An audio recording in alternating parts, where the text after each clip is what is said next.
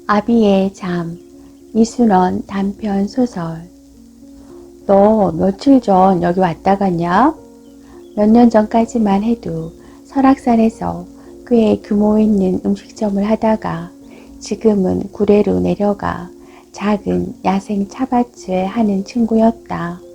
거의 반년 만에 하는 통화인데도 나는 한없이 가라앉아 있는 기분 그대로 전화를 받았고, 그는 내가 전화를 받자마자 다른 안부 없이 대뜸 그렇게 물었다.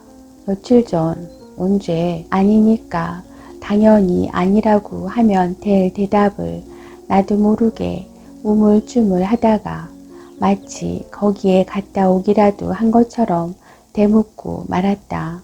사흘이나 나흘 전에 말이지. 아닌데. 이번에도 나는 뒷말을 흐렸다.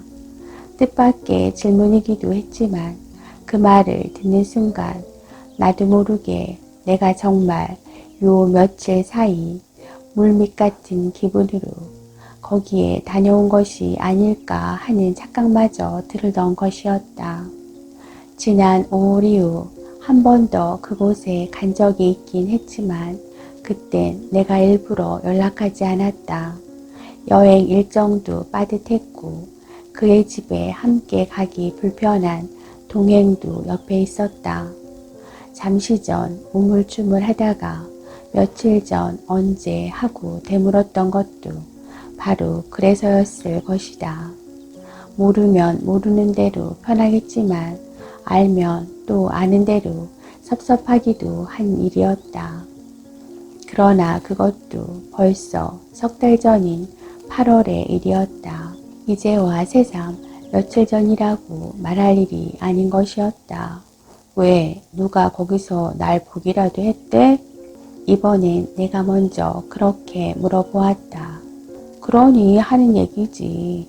여기까지 와서 연락도 안 하고 올라갔나 싶어서. 거기 내 얼굴 아는 사람이 누가 있다고. 우리 마누라가 말이지. 그곳 압록역에서 나를 보았다는 것이었다. 네가 한 손엔 커피를 빼들고 다른 손엔 복숭아를 들고 서 있다란다. 복숭아? 그래, 어떤 여자하고 같이. 그래서 거기서는 널 부르지 못했는데 다음날 강 이쪽 다리 건너에서 다시 널 봤다더라. 네가 그쪽에서 여자하고 같이 산으로 올라가는 걸.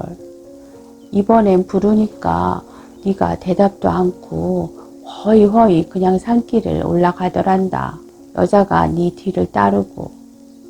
거기가 어딘데 산으로 올라가는 걸 본 데가. 문득 그것이 궁금해졌다. 가지 않았지만 간 것처럼 뭔가 머릿속에 짚혀오는 게 있었다. 구례 서쪽 끝이니까 곡성하고 구례 사이쯤 될 거다. 섬진강을 따라 올라가다 보면 밤에? 밤에는 임마 우리 마누라가 밤에 거기 갈 일이 뭐가 있어서 오후 늦게 저녁 다 된 시간에 봤다는데 뭔가 잘못 본 거겠지. 너 옷 중에 카키색 재킷하고 그보다 더 진한 콜된 바지 없냐? 그걸 입고 있더라는데. 그건 요즘 내가 자주 입고 다니는 옷이었다. 그렇게 입으니까 잘 어울려요. 지난 여름 그곳에 함께 갔던 여자도 최근 내 옷차림에 대해 그렇게 말했다. 그래서 더 자주 그걸 입게 되는지 몰라도 며칠 전 그녀를 만나러 나갈 때에도 나는 그 옷을 입었다. 갔다 해도 지금철이 어느 때인데 복숭아냐? 그냥 커피만 들고 있었다면 몰라도. 나도 그게 이상하다고 생각했지만 정말 안 왔다 간 거야? 나는 거듭 그렇다고 말했다. 그러나 지난번 일 때문이 아니더라도 썩 자신있게 말하지는 못했다. 한동안 뜸하더니 또 그런 일이 생긴 것이었다. 살다 보면 누구나 한 번쯤 겪는 일이긴 하지만 언제부턴가 내 경우는 상대가 잘못 본 것이라고 받아 넘기기엔 놀라울 만큼 구체적인 모습으로였다.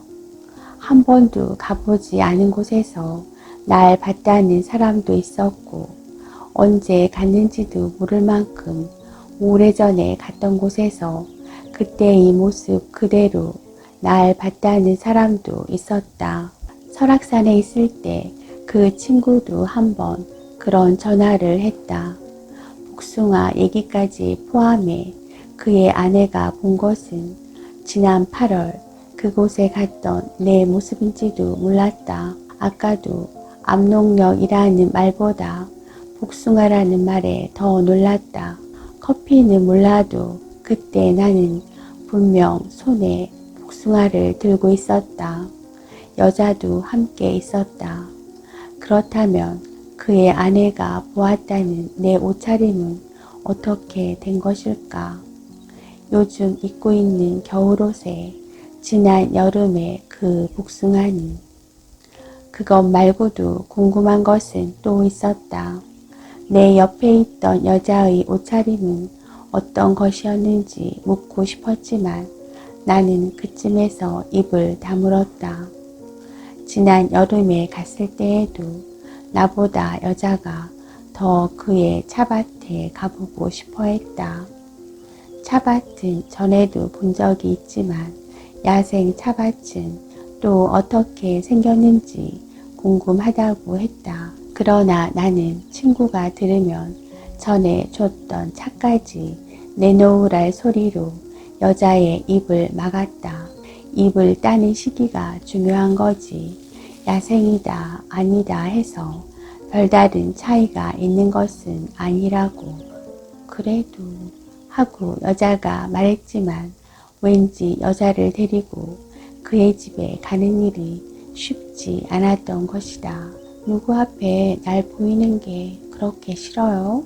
그런 게 아니라 더 말하지 않아도 알아요. 당신 옆이 내 자리가 아니라는 것도 잘 알고요. 여자는 아직도 내가 자신의 이혼력 때문에 그러는 게 아닌가 여길지 모르지만 절대 그래서 그런 것은 아니었다.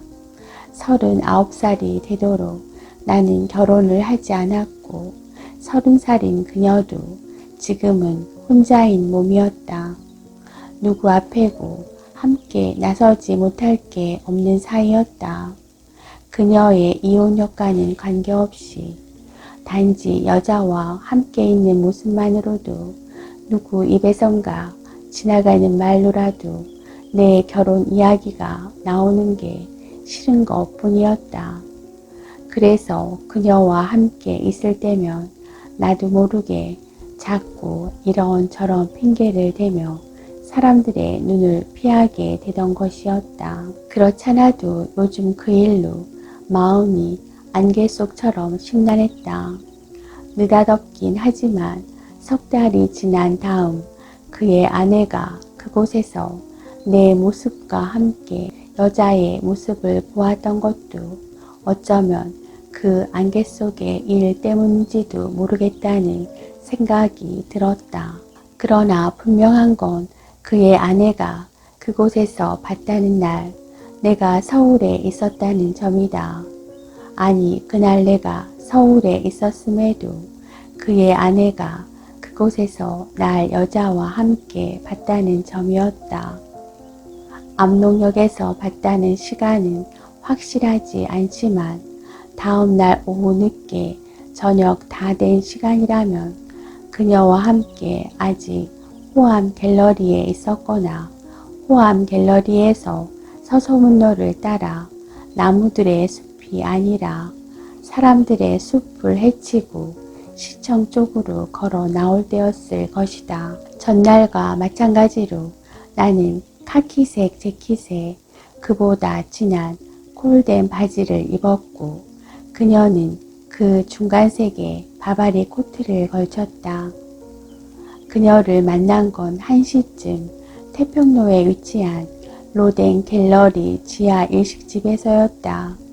그곳에서 점심을 먹고 함께 로댕 갤러리로 가 지옥의 문을 보고 같은 티켓으로 호암 갤러리에 전시 중인 국내 화가의 그림을 보았다. 그녀는 로댕 갤러리의 두 번째라고 했다. 그녀는 로댕 갤러리가 문을 열던 지난 5월부터 9월까지는 개관 기념으로 지옥의 문과 함께 파리 로댕 미술관에서 가져온 수십 점의 다른 청동 조각과 석고 조각, 대리석 조각을 함께 전시했지만 지금은 그것들을 도로 가져갔을 것이라고 했다. 다음 날 다른 일이 없으면 로댕 갤러리에 가보자고 했다. 내가 썩 내켜하는 얼굴이 아니자 그녀는 다시 농담 반 진담 반처럼 말했다. 사실 그동안 우리는 문화생활을 너무 안 했거든요. 당신이 사람들 앞을 싫어해 늘 숨어 다니고 숨어 만나느라고. 전시장의 한쪽 공간 전체를 차지하고 있는 지옥의 문은 첫눈에 그 앞에 선 사람들을 압도할 만큼 참으로 거대하고도 완강해 보였다. 왜 이렇게 커? 조각이 아니라 무슨 청동 건축 같네. 애초엔 이게 파리 장식 미술관에서 자기들 미술관의 상징으로 입구에 설치할 목적으로 제작을 의뢰했던 거예요. 그러니 클 수밖에요. 많이 하네. 오면서 다시 책을 봤거든요. 그녀는 이 작품이 단테의 저작에서 영감을 얻고 피렌체에 있는 기베르티의 천국의 문에서 영향을 받아 제작된 것이라고 설명했지만 나는 기베르티가 무얼 하던 사람인지 그런 이름의 조각가가 있었던 것인지조차 몰랐다. 참 대단하죠? 그 말을 그녀가 이제라도 참 잘하지요? 하는 얼굴로 물어 나는 대답 대신 가만히 고개를 끄덕였다. 지난번 혼자 왔을 때 저 허무한 사랑을 얼마나 오랫동안 바라봤는지 몰라요. 마치 지금 내 모습을 보고 있는 것 같은 게 조각보다 허무한 사랑이라는 제목 때문에 더 그랬는지 모르겠어요. 그러면 나는 할 말이 없어지는 것이었다. 전시장을 다 둘러보고 비디오룸에서 로댕의 일대기와 작품 해설을 들을 때에도 참으로 묘한 마음이었다. 로댕 갤러리에선 내내 그렇게 마음이 불편했다. 그 기분은 호암 갤러리에 가서도 마찬가지였다. 뒤늦게야 뭔가 다른 이야기가 있을 것 같다는 생각이 들었다. 어제 로댕 갤러리도 그냥 꺼낸 말 같지 않았다. 무언가 따로 할 이야기가 있는데 그 말을 하지 못해 로댕 갤러리 이야기를 했던 것인지도 모르겠다는 생각이 자꾸만 들던 것이었다. 그러다 저녁에 함께 들어간 호텔에 누웠을 때 그녀가 아이를 유산했다는 이야기를 했다.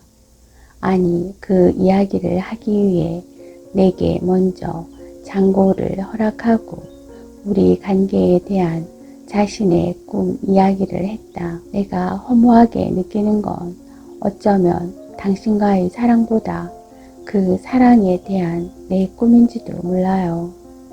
당신한테는 그게 불가능하다는 걸 알면서도 지금까지 당신을 만나오는 동안 나는 이런 곳에 침대가 아니라 우리가 매일 함께 아침을 맞이할 수 있는 곳에 침대 시트를 하얗게 빨아 햇볕 아래 손질하는 꿈을 꾸곤 했거든요. 나는 대답하지 않았다. 이제까지 나는 한 번도 그녀를 내 아파트로 부른 적이 없었다. 연락 없이 그녀가 찾아왔을 때조차도 나는 집 바깥에서 그녀를 만났고 함께 호텔이거나 여관에가 잠을 자곤 했다. 때로 그녀가 그런 곳보다는 내 아파트에 가 잠을 자고 싶다고 말할 때에도 완강하게 그것을 차단해왔다. 그러면 나는 다음에 널 만나지 못하게 될지도 몰라. 어쩌면 나는 그런 말로 그녀에게 내가 어떤 경우에도 결혼을 하지 않을 남자라는 것을 강조해 왔던 것인지도 모른다. 아니, 그녀를 만나기 전부터 어떤 경우에도 결혼도 하지 않을 거며 이 세상에 내 자식 같은 건 더더구나 낳지 않을 거라는 말을 스스로에 대한 다짐처럼 해왔다. 그녀에게도 여러 번 같은 이야기를 했었다. 사람들은 내가 고아로 자랐다는 것에서 쉽게 그 이유를 찾으려 들었지만 꼭 그래서 그런 것만도 아니었다. 알아요. 이런 말조차 당신이 싫어한다는 거. 벌써 4년째인걸요. 지옥의 문 어디에 걸어놓아도 좋을 허무한 사랑처럼. 그러면서 그녀는 어제와 오늘 긴 길을 돌아와 이제 마지막 남은 이야기를 한다는 얼굴로 그간 자신의 몸에 있었던 변화와 그 일로 혼자 병원에 다녀온 이야기를 했다. 지난 여름 섬진강에 갔을 때였어요. 그날 밤에 당신이 산에 끌고 갔을 때 이번에도 나는 말하지 않았다. 그냥 머릿속만 하얗게 비워질 뿐이었다. 몇 번이고 당신한테 말하려다가 보름 전 혼자 병원에 다녀왔어요. 그때 내가 마지막으로 단 한 번만이라도 좋으니 당신 아파트에 가서 자고 싶다고 했던 다음 날요. 그때 당신이 날 당신 집으로 데려갔다면 말했을지도 몰라요. 그렇지만 지금도 당신은 그런 일이 있었으면 왜 당신한테 말하지 않았냐고 묻지 않잖아요. 왜 당신 생각은 들어보지도 않고 나 혼자 병원에 갔었느냐고 말하지도 않고요. 그래서 혼자 병원에 가서 혼자 그런 결정을 했던 거예요. 당신한테 말해봐야 소용없다는 걸 내가 더 잘 아니까. 끝내 그녀는 눈물을 보였고 나는 다시 담배를 꺼내 물었다. 보름에 한 번씩이든 아니면 한 달에 한 번씩이든 그녀 말대로 벌써 4년째 그녀를 만나오고 있는 중이었다. 이렇게 한 여자와 지속적인 관계를 유지하다 보면 언젠가 한 번쯤 이런 일과 마주치게 되지 않을까 문득 두려워지곤 했었는데 결국 그 끝을 보고 만 셈이었다. 머리가 하얗게 비워지는 속에서도 나는 지난 여름 우리가 함께 갔던 섬진강을 떠올렸다. 그때 서울의 어느 환경단체에서 구례와 곡성 사이에 있는 한 폐교를 빌려 토요일과 일요일을 넣은 2박 3일간의 일정으로 섬진강 자연학교를 열었다. 입교 대상은 초등부와 일반부였는데 거기에 한국의 나무와 풀에 대해 어른과 아이가 함께 들을 수 있는 내용으로 2시간 동안 강연을 해달라는 부탁을 받았다. 그 이야기를 하자 그녀도 그곳 섬진강에 함께 가보고 싶다고 했다. 그동안 우리는 여행을 많이 하지 않았잖아요. 가도 맨 설악산이었고 거기는 다 가족들이 오는 데야. 누가 그 사람들하고 같이 입교한다고 그랬나요? 당신이 가니까 나도 당신 따라 한번 가보고 싶다는 거지요. 서울에서 머니까 강연 전날에 내려가 그 부근 어디에서 쉬고 다음날 오후 강연하고 올라오면 되잖아요. 그래서 강연 전날 둘이 함께 그곳으로 갔던 것이다. 서울에서 늦지 않게 출발해 오후 5시쯤 광주를 거쳐 구례에 닿았다. 강가의 한 모텔에 숙소부터 정해놓고 다시 밖으로 나와 모텔 부근 강변에 자리 잡은 어느 농가 식당으로 들어갔다. 휴게소에서 점심을 부실하게 먹었던 터라 일찍 저녁을 먹을 생각이었다. 복숭아를 얻었던 것도 바로 그 농가 식당에서였다. 마당 한켠에 원두막처럼 지붕을 꾸며놓은 평상에 앉았는데 그 평상 바로 옆에 가지마다 주렁주렁 열매를 매단 복숭아 나무 2그루가 서 있었다. 주문한 음식이 나왔을 때 나는 주인 아주머니에게 따로 복숭아 값을 치를 테니 나무에 매달린 복숭아 하나를 내 손으로 따보고 싶다고 했다. 아이고, 값은 말고 그러고 싶으면 그러셔요. 나는 성큼 평상을 내려가 그중 가장 크고 가장 모양이 좋은 복숭아 하나를 내 손으로 뚝 땄다. 꿈에 복숭아를 봐도 태몽을 꿨다고 그러잖아요. 그런데 색시가 보는 앞에서 바깥 양반이 이렇게 나무에서 골라 따기까지 하셨는데 물론 듣기 좋으라고 한 소리였을 것이다. 그녀는 내 얼굴을 어떻게 보았는지 모르지만 그녀의 얼굴은 방금 전 내가 딴 복숭아의 한쪽 면처럼 발그스름하게 달아오르다가 이내 나와 눈이 마주치자 자기도 난감하다는 듯 금방 고개를 외로 틀었다.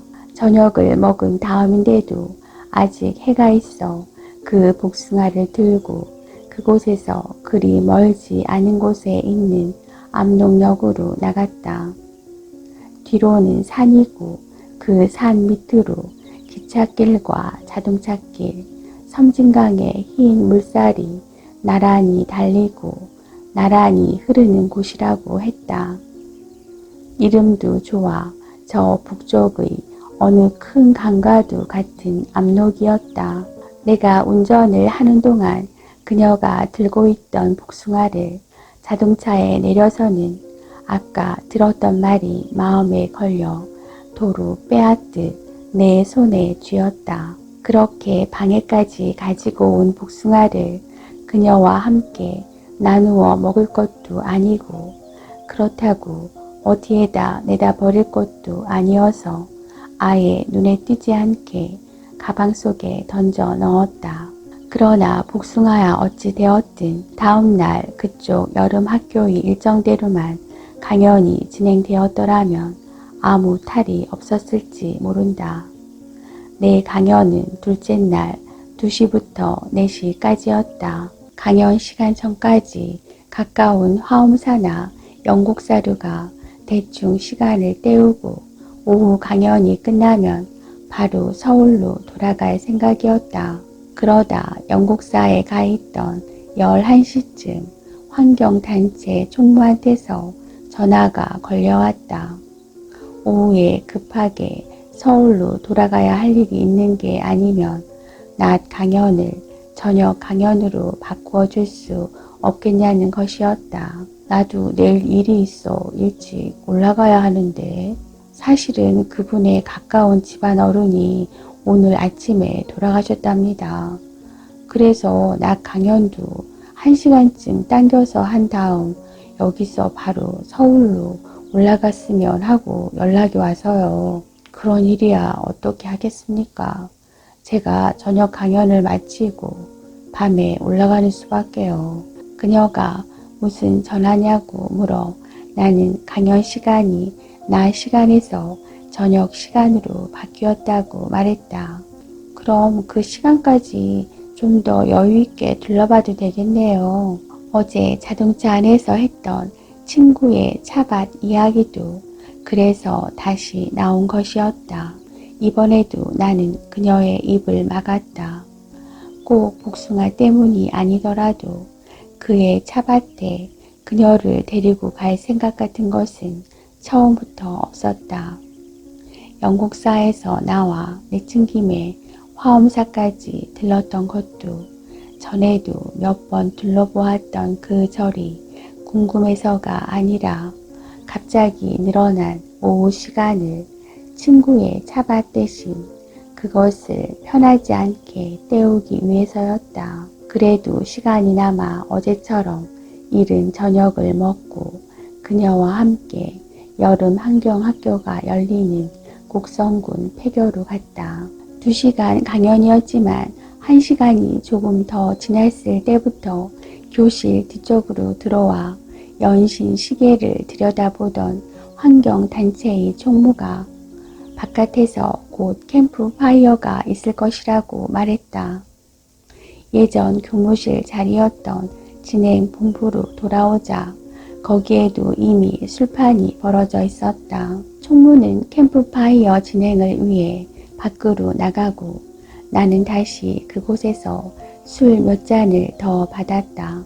2잔째의 술은 내가 운전을 못하면 그녀가 하면 되지 하는 마음에서였고 3잔째부터는 어차피 불편할지도 모를 상행길 차라리 한 잔 더 하고 올라가는 게 낫겠다 싶어 받은 잔들이었다. 이내 몸에 기별이 왔다. 나는 자동차가 있는 곳으로 가기 전 어둠 속에 흰 시멘트 길이 나 있는 산 쪽을 바라보았다. 그러다 다시 자동차 쪽으로 가기 위해 막 고개를 돌릴 때였다. 바네야.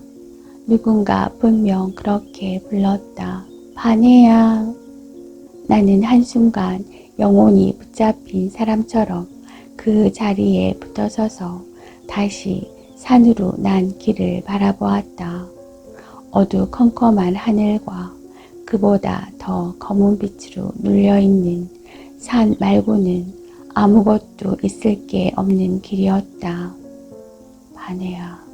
나는 잠시 전에 들었던 소리 그대로 조그맣게 입을 떼어 보았다.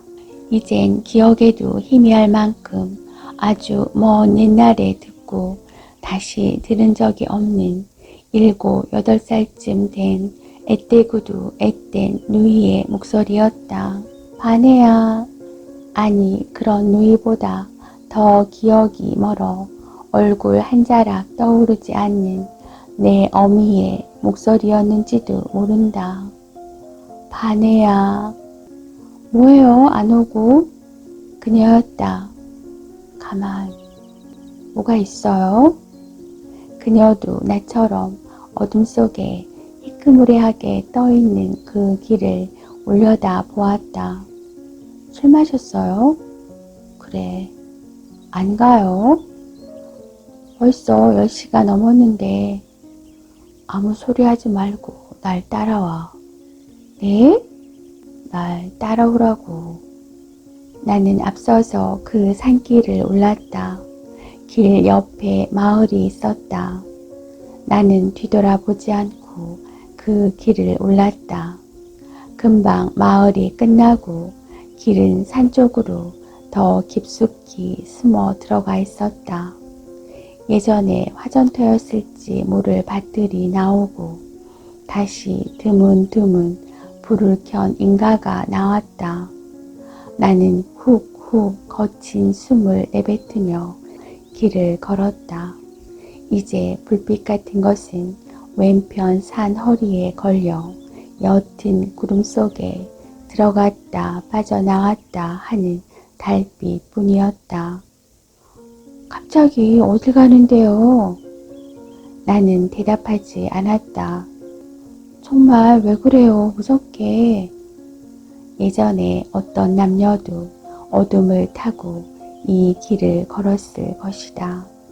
산에는 남의 물건을 훔치거나 남의 목숨을 훔친 도둑이었을지 모르고 안팎이 바람이 난 연놈들이었을지도 모른다. 조금도 자랑스러울 것 없는 어떤 사내와 계집은 지금 나와 저 계집처럼 이렇게 이 길을 걸어 또 다른 곳에 또 다른 익명성을 찾아 이 산을 넘었을지 모른다. 무서워요. 정말 왜 그러는데요? 따라오기나 하라니까. 나는 탑이 있는 곳까지 그녀를 끌고 올라갔다.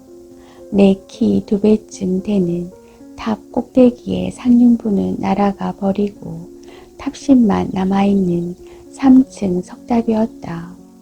표지판에 보물 제509호라고 쓰여 있었지만 그런 것은 아무래도 좋았다. 이 시간에 이거 보자고 온 거예요?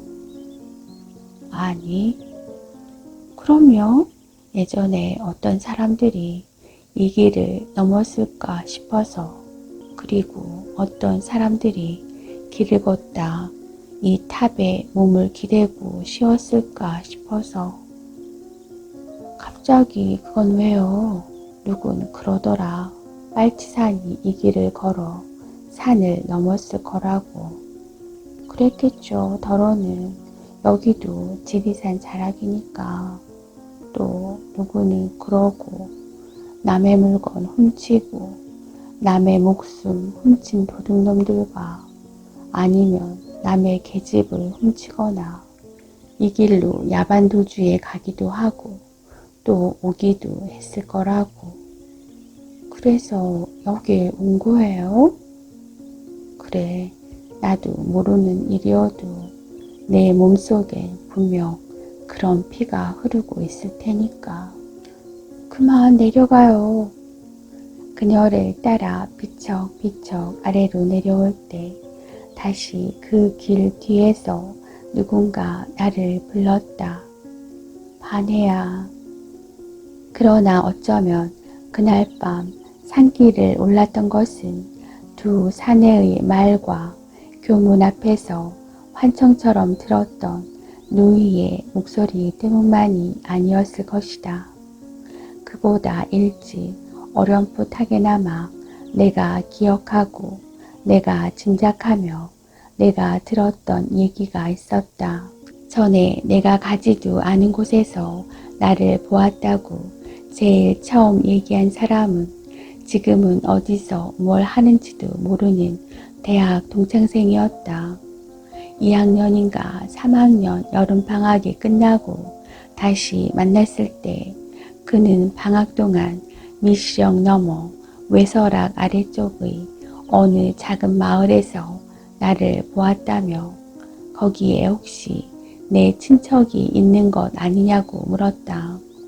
아니라고 대답하자 그는 내가 7, 8살쯤 된 어린 여자아이와 함께 냇가에서 고기를 잡고 있더라고 했다. 불러도 대답을 안 해. 너가 있는 물 쪽으로 가려고 신발을 벗는 사이 너도 없어지고 아이도 없어진 거야.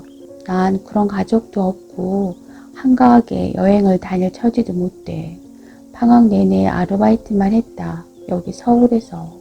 나도 이상하다고 생각했지만 비슷한 사람이라고 말할 수도 없게 꼭 너였거든. 그 친구만큼 구체적인 모습으로는 아니었지만 그녀도 2번 그런 얘기를 했었다. 그때 나는 이태간의 시간 강사 생활 끝에 지금 나가고 있는 대학의 전임 발령을 막 받았고 그녀는 같은 과의 4학년 학생이었다. 가을 학기가 다 끝나 이제 수업이 없던 어느 날 학교에 들른 그녀가 내 연구실로 찾아와 지난 일요일 설악산에 가지 않았느냐고 물었다. 아닌데. 이상하다. 미시령을 넘어가는 외설악 쪽에서 교수님을 봤거든요. 그러니까 잼버리 대회장 쪽에서요. 겨울 등산복을 입고 어떤 아이하고 손잡고 걸어가시던데. 다른 사람을 잘못 봤겠지. 아니에요. 차를 타고 가면서 봤지만 저 말고도 본 사람이 있어요. 과 친구들끼리 갔는데 희수 보고도 우리 교수님 맞지? 하고 얘기했거든요. 그런데 아무리 생각해도 이상해요. 정말 교수님이셨거든요. 설악산에서. 그때는 미처 그 생각까지 못했지만 돌아보면 이상한 건 내 쪽도 마찬가지였다. 그녀는 일요일에 나를 보았다고 했지만 서울에 첫눈이 내렸던 그 전날 저녁 나는 마포의 어느 허름한 음식점에서 내 속의 생각을 숨기고 그곳 외설악의 화전 이야기를 들었다. 눈이 온다니까 갑자기 생각나는데 당신들 그거 알아? 포유류 가운데 곰이나 박쥐, 다람쥐 같은 산 짐승들만 동면을 하는 것이 아니라 상황에 따라서는 사람도 동면을 한다는 거. 그 이야기를 꺼낸 사람은 강원도 고성에서 꽤 오랫동안 면사무소 근무를 하다가 등단했다는 나보다 7, 8살은 더 나이가 들어 보이는 시인이었다. 그러니까 시인 말로는 사람도 겨울잠을 잘 수 있다는 것인데 나도 처음엔 그 말이 잘 믿어지지 않았다. 아마 다른 사람들도 그가 쓰는 시 속에서나 나오는 상징적인 의미의 동면을 생각하는 것 같았다. 시인의 이야기를 들으며 나는 내 머리는 다 잊었다 하더라도 내 몸 어느 구석은 아직도 그런 것들을 기억하고 있지 않을까 하는 생각을 했다. 반해의 시절 죽도록 배가 고팠던 것은 아주 어렴풋하게라도 기억나는데 죽음처럼 늘어져 잠만 잤던 것은 아무리 떠올리려고 해도 떠오르는 것이 없었다. 나를 반해라고 부르던 누이만 그 겨울 동안 그렇게 잠을 자고 또 자고 했다. 그것은 누이가 잠을 자면서도 반해야 하고 힘없이 부르던 목소리와 함께 내 기억에 가장 멀고도 슬픈 자리에 있었다. 이건 나도 들은 이야기인데 5.16 군정 들어서고 나서 박정희가 이쪽으로 민생 시찰을 위해 부관들을 보냈는데 그때 시찰 나온 부관들이 저마다 올린 보고서에도 그런 게 있었다는 거야. 강원도 설악산 쪽에 화전민들이 실제 동면하고 있는 거 부관이 자기 눈으로 직접 봤다고 말이지. 보고서에도 월동이란 말 대신 아주 동면이라 써서 올리고 그런데 그 사람들은 어떤 사람들입니까? 애초에 나는 늘 그것이 궁금했다. 그렇다고 화전에 대한 어떤 자료가 따로 있는 것도 아니었다. 자세한 내력이야 알 길 없지만 말로는 아래쪽에서 산 생활을 하다가 난리 끝난 다음 그쪽으로 올라와 숨어든 사람들도 있다 그랬고 다른 데서 죄 짓고 몸을 피해 들어온 사람들도 있다 그랬고 또 가진 것 없이 남의 마누라든 남의 서방하고 눈이 맞아 도망쳐 나온 것들도 맞아 죽지 않고 살 때를 찾자니 산밖에 없는 거고. 그런데 재미난 건 화전에서도 바람이나 저마다 제 집 양식 털어 도망치는 경우도 있었다는 거야. 그거야 뭐 어디든 안 그렇겠습니까? 사람 사는 세상에. 나는 표정 하나 바꾸지 않고 그렇게 대답했다. 그날 밤 나는 제대로 잠을 이룰 수가 없었다. 확실히 내 아비는 도둑이었던 게 틀림없었다. 그것도 양귀비를 몰래 재배하여 아편을 내던 간덩이가 부어오를 대로 부어오른 도둑이었다. 도둑의 아내인 어미의 얼굴은 내 기억에 단 한순간의 찰나적인 그림으로도 떠오르는 게 없었다. 나를 늘 반해라고 부르던 누이의 얼굴이 내겐 이 생에서 이루기 시작한 기억의 첫 장이자 그 기억의 가장 먼 끝자락이었다.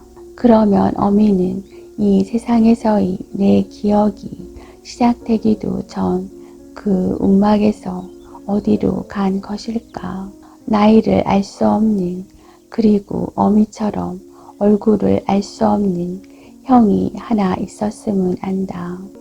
마당도 없는 움막 같은 집 바깥에서 누이는 조금 봉긋하게 솟아오른 풀숲을 가리키며 여기 오빠 라고 말했다. 어미도 오빠처럼 죽어 오빠가 되었다면 엄마라는 이름으로 누이나 나한테 또 하나의 풀숲으로 남았을지 모른다. 그러나 어미의 풀숲은 그 바깥에 없었다. 도둑인 아비는 우리에게 자주 어미욕을 했다. 아비가 내는 화는 거의 다 어미의 욕이었을 것이다. 어쩌면 어미는 우리의 한 해 겨울 식량을 털어 야반 도주한 또 다른 도둑이었는지도 모르겠다. 그래서 그해 겨울 우리는 깊고 깊은 겨울잠을 잤던 것인지도 모른다. 언제나 가장 슬픈 건 누이였다. 그러나 누이의 이름을 모른다. 도둑인 아비는 우리를 부를 때 늘 야라고 불렀다. 누이를 부를 때에도 그랬고 나를 부를 때에도 그랬다. 나만 누이로부터 바네라는 이름을 가지고 있었다. 바네야, 밥 먹어. 바네야, 이리 와. 바네야, 오빠 가자. 바네야, 이것 봐.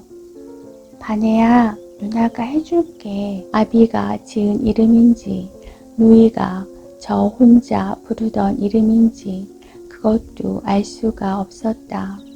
그런 누이가 풀숲으로 갈 때를 기억한다. 아니, 누이는 풀숲으로 가지 않고 오빠의 풀숲이 있던 자리 바로 옆에 쌓이고 쌓인 눈 속으로 갔다. 그걸로 누이가 가던 때가 겨울이었음을 안다.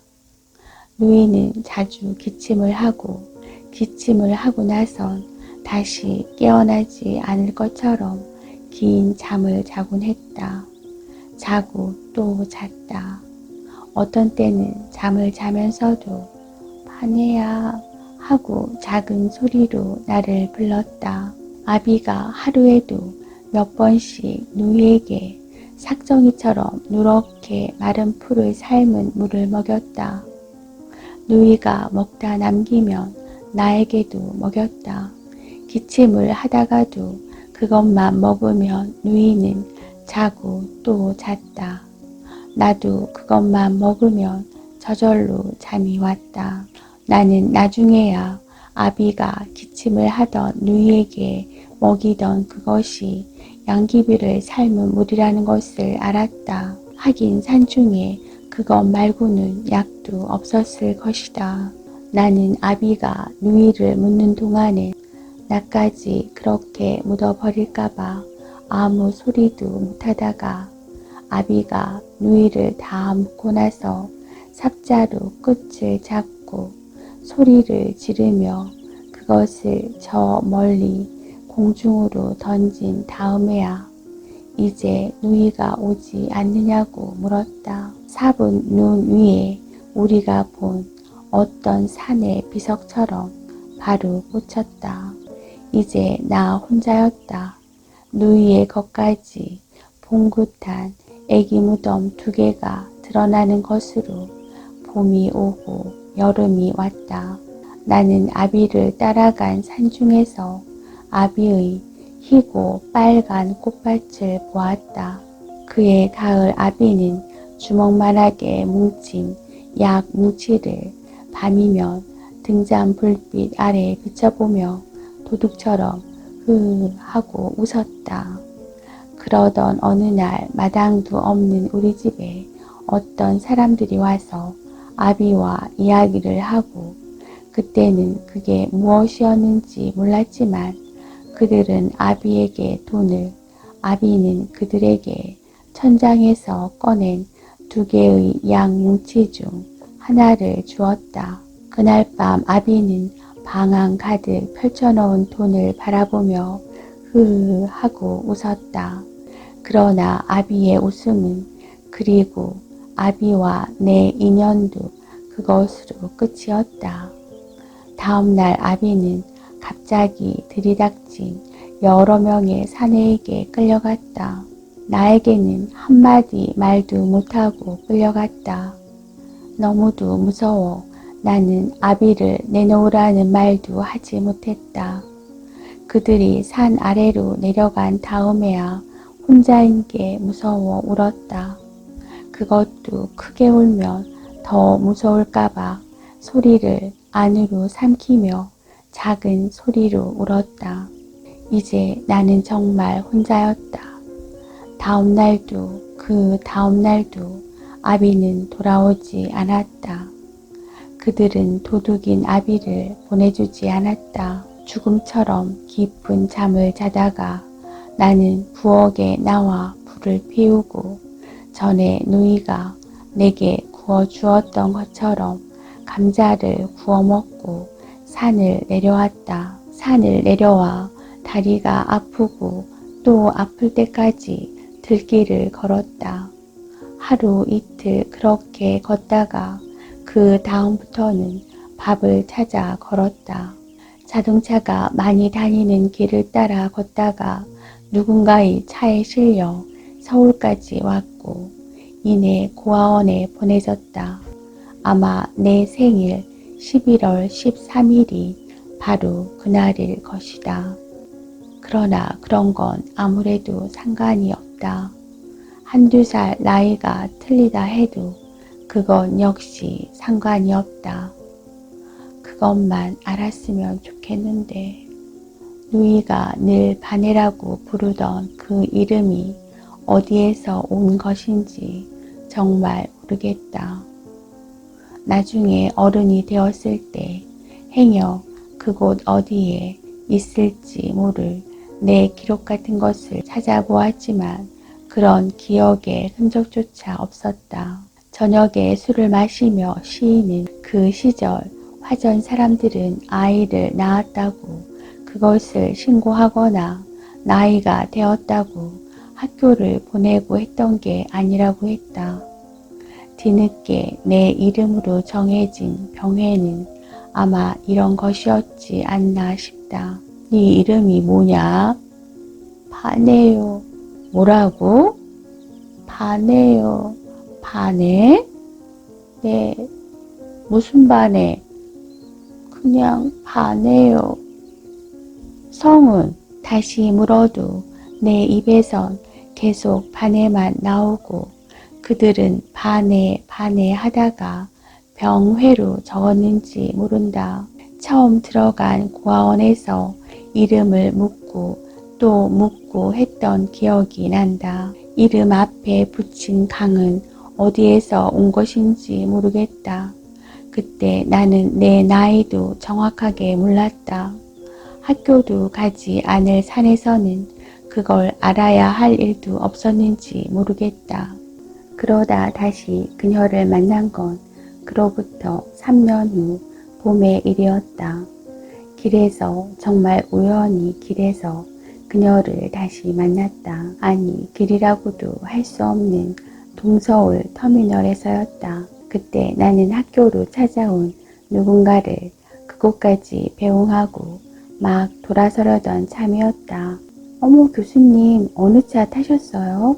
처음엔 누군지 알아보지 못했다. 뜻하지 않은 장소에서 뜻하지 않게 얼굴을 마주친 탓도 있지만 학교 다닐 때의 모습에 비하면 아이에서 어른으로 성장했다고 해도 좋을 만큼 성숙해진 모습 때문이었다. 뒤늦게 내가 이름을 기억해내자 그녀는 다시 내게 어느 차를 탔던 것이냐고 물었다. 어느 차라니?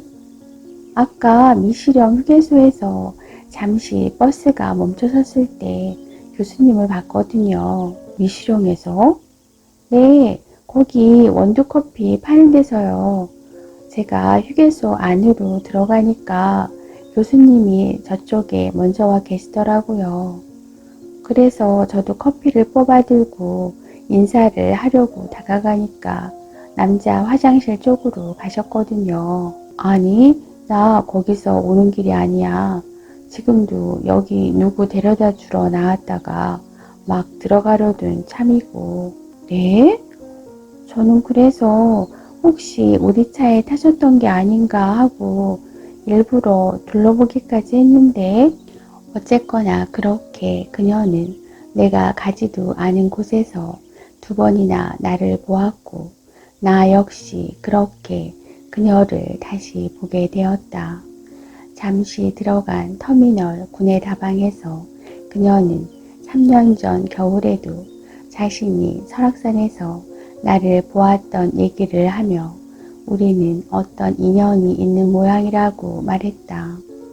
이유와 과정이야 어쨌든 그걸 시작으로 그녀는 내게 전화를 했고 만나서 식사를 했고 다시 여러 번의 그런 과정을 거쳐 우리는 그녀가 나를 보았다는 미시령 휴게소에서 원두 커피를 마시고 그 아래 설악산 어느 호텔에서 함께 잠을 잤다.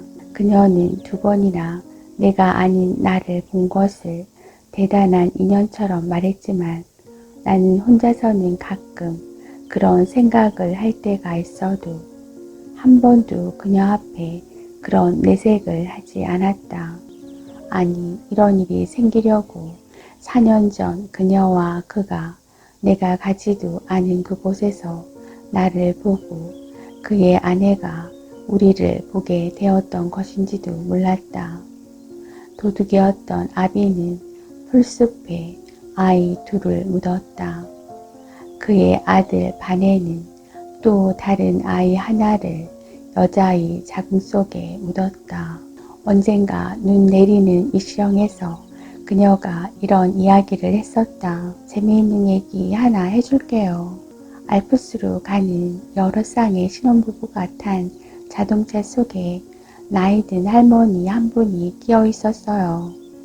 그래서 다들 의아하게 여겼는데 그 할머니가 자기도 50년 만에 지난번에 다 하지 못한 신혼여행을 왔다고 말하는 거예요. 누가 물었죠. 할머니 혼자서 말입니까? 하고요. 그러자 할머니가 남편은 지금 거기 알프스에 먼저 가서 기다리고 있다며 50년 만에 다시 그것도 혼자 신혼여행을 오게 된 사연을 얘기하는 거예요.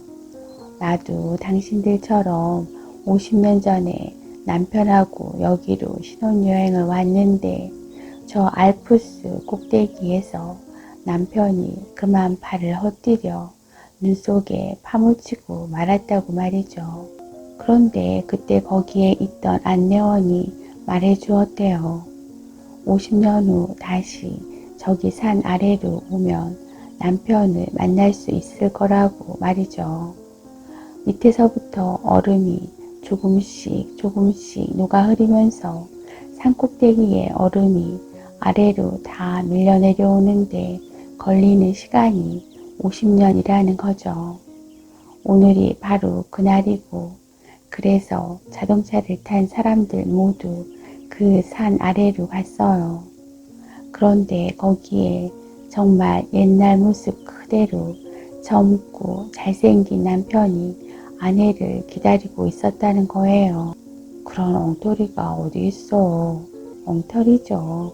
엉터리인 줄 알면서도 중학교 2학년 지리 시간에 듣고 감동받았던 여기도 그만큼은 아니지만 왠지 저 아래 눈 속에 묻혀버리면 그 눈이 날 덮고 또 덮어 봄날 때까지 깊은 잠 속에 빠져들 것 같아요. 지금 그곳으로 가면 나야말로 왠지 아주 깊고도 깊은 잠 속에 빠져들 것 같았다. 어쩌면 누이가 잠든 곳일지도 모를 내 꿈속에 그곳 어디일지 몰랐다. 로댕 갤러리에 갔다가 그러고 헤어진 지 9일째 되는 날이었다. 나는 그녀에게 전화를 했다. 나 이제 누이 옆에 누이처럼 깊은 잠을 자러 떠난다고. 반해야, 반해야.